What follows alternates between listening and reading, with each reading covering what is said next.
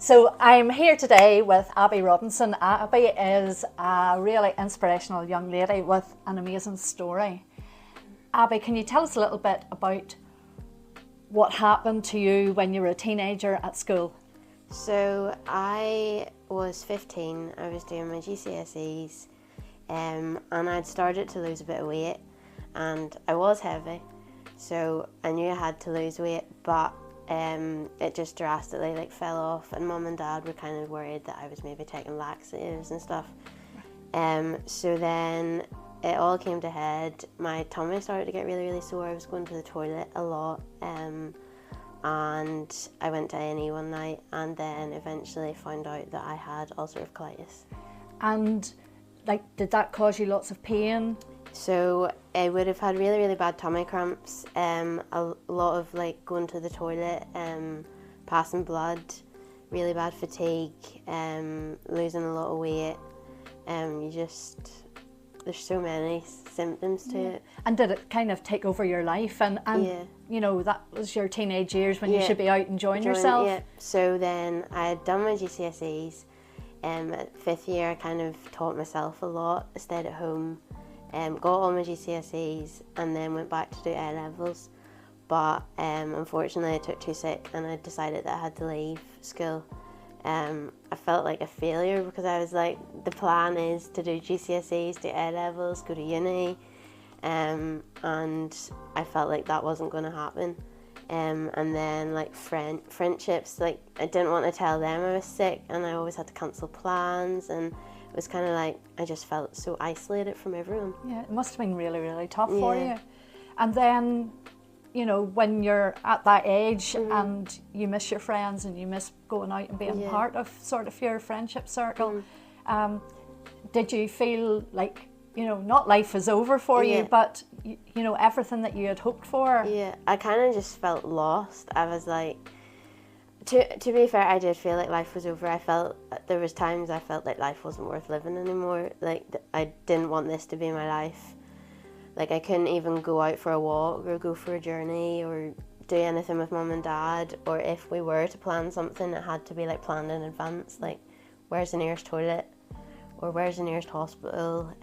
So I went to Spain on a holiday and I'd actually end up in the hospital over there. Oh, no. So it was just kind of, everything had to be so planned, life just didn't feel like life.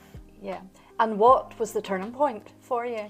So in 2019, I just turned 18.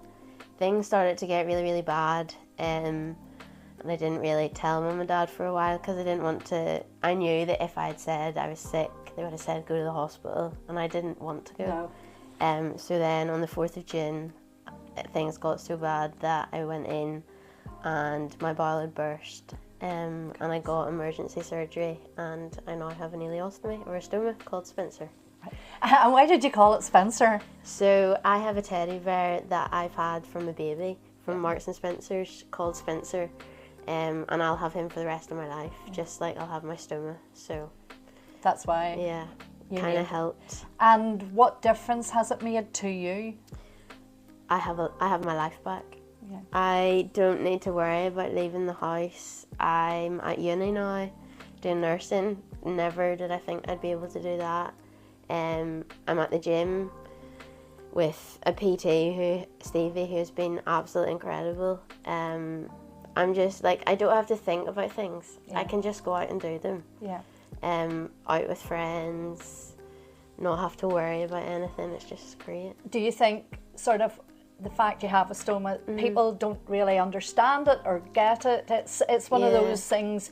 Do you think it's something that people should be more aware of and talk about more, and just it gives you your life back, really, doesn't it? So before I was diagnosed with ulcerative colitis, I did not have a clue what IBD was or what would happen. And then towards the end, when treatments weren't really working, I had googled it a wee bit about stomas, and I was kind of what is that?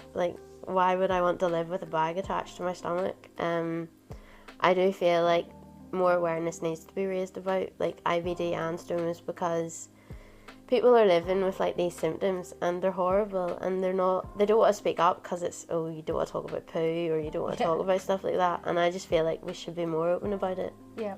And you mentioned about the fact that you're going into nursing, and you're about to finish your exams. And is there any sort of aspect of nursing that you want to specialise in? So eventually I would really like to be a stoma nurse for kids, or an IBD nurse, something that I can like help families and kids that were like me know that life doesn't stop when you get Crohn's or colitis or you get a stoma, that life just gets better.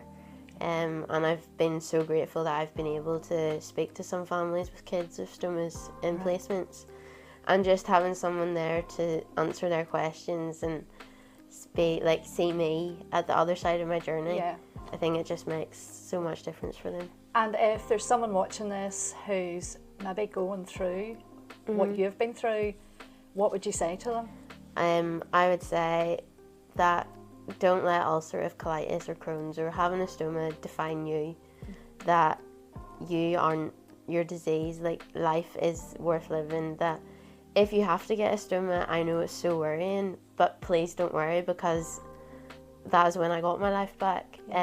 But I would say one thing I didn't do, and I wish I did, was rest when your body says rest. I felt that like getting a stoma, oh, I don't have this disease anymore, like I can do anything, but you've just gone through major surgery, like you need to take a rest, and just live life to the full.